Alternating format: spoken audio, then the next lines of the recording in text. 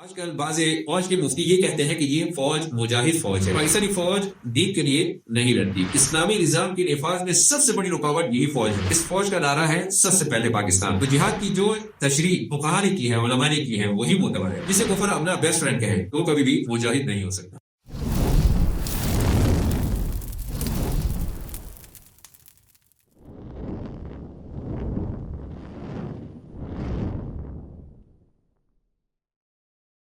بسم اللہ الرحمن الرحیم۔ جیسا کہ آپ کو معلوم ہے کہ ہر فن کی اپنی اصطلاحات ہوتی ہے، ہر علم کی اپنی اصطلاحات ہوتی ہے، اسی طرح اسلام کی، شریعت محمدی کی اپنی اصطلاحات ہیں، اور ان کا معنی مفہوم ہمیں معلوم ہے۔ اور کہاں سے معلوم ہوا؟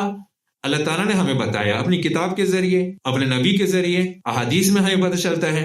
اسی طرح اسلام کا ایک عبادت ہے، ایک عمل ہے جسے جہاد کہتے ہیں، یہ بھی ایک شرعی اصطلاح ہے جس کا معنی اور مفہوم اور تعریف اور طریقہ کار، اس کے فرائض واجبات سب ہمارے پاس شریعت کی طرف سے متعین ہے۔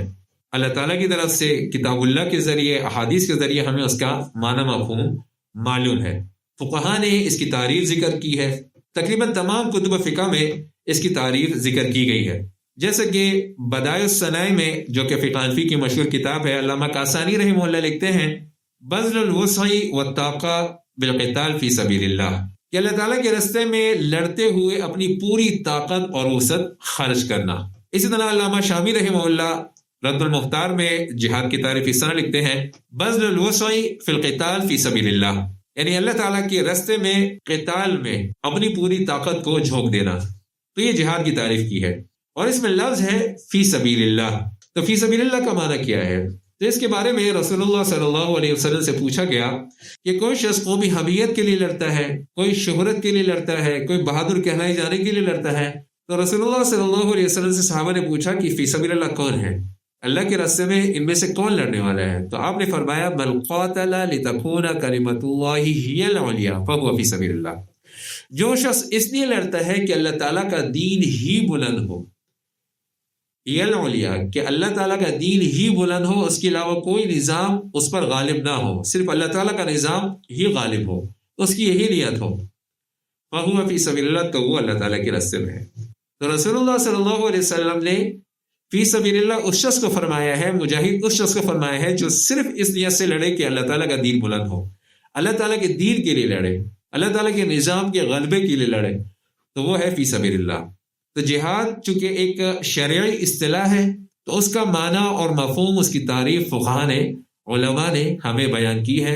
تو یہ ایک معیار میں نے آپ کے سامنے بیان کیا کہ مجاہد فی سبیل اللہ کون ہے، جہاد کرنے والا کون ہے۔ اب اس معیار پہ آپ پاکستانی فوج کو پرکھ کر دیکھیں کہ جس کے بارے میں آج کل بعض فوج کے مفتی یہ کہتے ہیں کہ یہ فوج مجاہد فوج ہے، یہ مجاہدین ہے، میں ان کو مجاہد سمجھتا ہوں اور حقیقی مجاہد سمجھتا ہوں، اور کہتے ہیں کہ میں ہر دور میں چیف آف آرمی اسٹاف کی جہاد پر بیعت کرتا ہوں۔ دوسرا کام میں کرتا ہوں کہ جو بھی ہماری فورسز کا جو بڑا ہوتا ہے اس کے ہاتھ پہ میں بیعت الجہاد بھی کرتا ہوں، کیونکہ یہ فوج مجاہد ہے، وہ جہاد کرتی ہے۔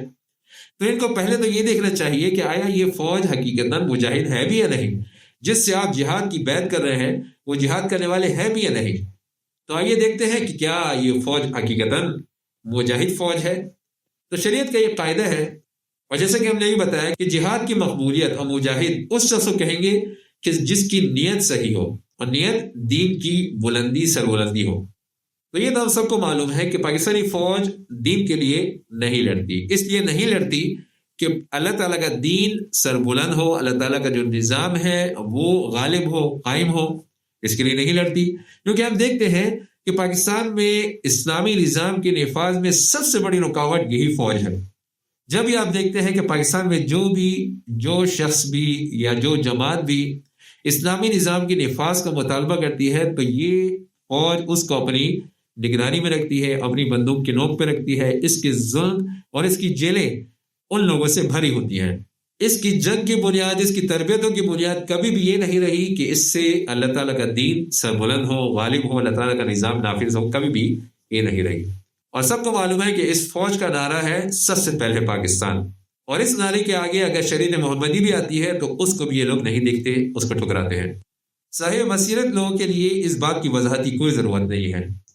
پچھلے 70-80 سال سے ہم لوگ یہ دیکھتے آئے ہیں. اسلامی نظام اور اسلام، پاکستان میں اسلام کی سب سے بڑی مخالف یہی فوج ہے.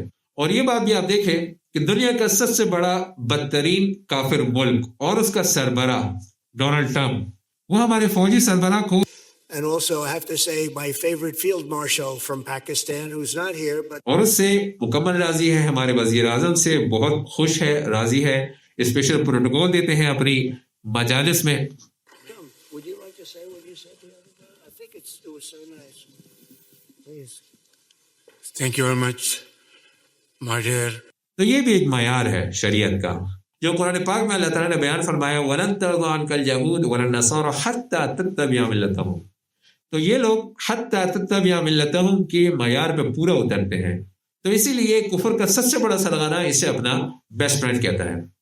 تو یہ جو معیارات میں نے آپ کے سامنے بیان کیے، ان معیارات پر پرکھ کے آپ پاکستانی فوج کو دیکھیں کہ آیا جو دعویٰ کیا جاتا ہے کہ یہ مجاہد ہیں اور جہاد کرتے ہیں، تو اس معیار پہ پورا اترتے ہیں یا نہیں.